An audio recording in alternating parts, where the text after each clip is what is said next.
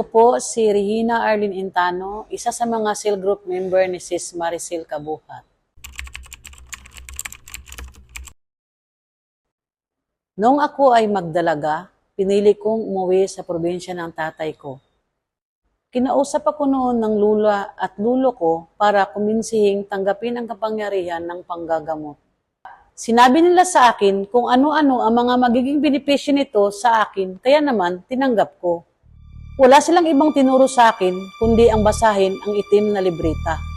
Ang bili nila sa akin, matapos kong basahin ito, ay sunugin ko naman para walang kahit na sino ang makaagaw ng itim na kapangyarihan sa akin.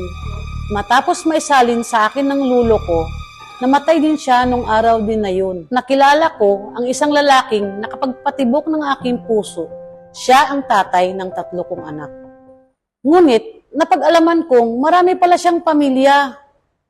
Simula noon, lagi kami nag-aaway, kaya naman lumayas ako sa amin at iniwan kong aking mga anak sa aking magulang at pinili kong makipagsapalaran sa Maynila. Sa Maynila ko nakilala ang pangalawa kong asawa na siyang tatay ng 2 kong anak. Hindi nagtagal ang aming pagsasama dahil hindi ako gusto ng kanyang buong pamilya. Dahil sa pagkasunod-sunod na kabiguan sa buhay ko, niyakap ko at nilibang ang sarili ko sa panggagamot. Dinadala sa akin ang mga may sakit na hindi kayang bigyang lunas ng mga doktor. Dinadala din sa akin ang mga taong sinasapian at gumagawa din ako ng mga panguntra. Nagagawa ko ding umalis sa sarili kong katawan. Ang kapangyarihang itim na ito ay ginawa kong kabuhayan. Lalo akong nabulid sa kasamaan kapalit ng malaking perang ibinabayad sa akin. Kung saan saang lugar ako nakakapunta para manggamot. Mga taong may kakayanang magbayad ng malaking salapi ang nagpapadala ng sasakyan sa tapat ng aming bahay para ako ay sunduin. Hanggang sa makilala ko ang pangatlong kinakasama ko na siyang tatay ng aking bunsong anak. Dito, mas gumulo ang aking buhay. Nagkawatak-watak kami ng aking mga anak. Nadimulis ang bahay namin. Nag-agaw buhay ako sa panganganak. Sinasaktan ako noon ng aking asawa. Sa tuwing hindi ko siya, mabibigyan ng pirang pambisyo niya. Isang panaginip ang nagbigay babala sa akin para itigil ang paggamit ng itim na kapangyarihan. Magiging isang tanyag akong manggagamot at may kilala sa larangan na ito, ngunit buhay ng isa kong anak ang kapalit. Nagdesisyon akong lumipat sa Pagray, Antipolo, kung saan may ginamit ang Diyos para tiyagain akong puntahan at bahagian ng salita ng Diyos. September 10, 2023, unang araw ng pagdalo ko sa Servant Church.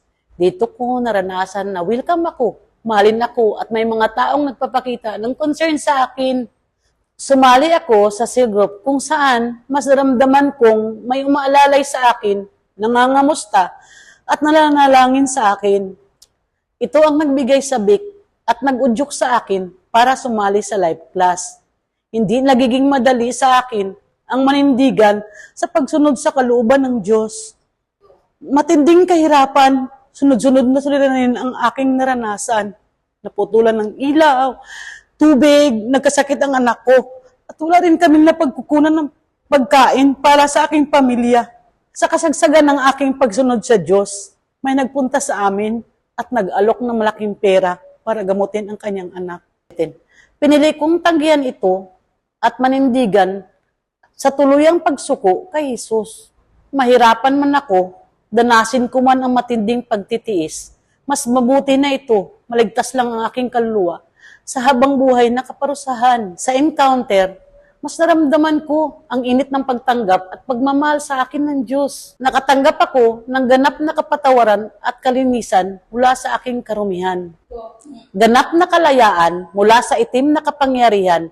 Ngayon, kasama ko na ang aking mga anak, aking kapatid sa pagsamba sa Diyos tuwing linggo sa Servants Church. Hindi ako sinukuan ng simbahang ito ng aming spiritual leaders and pastors na siyang nagtiyaga upang tuluyan akong ilapit sa Panginoon. I decided to follow Jesus, no turning back.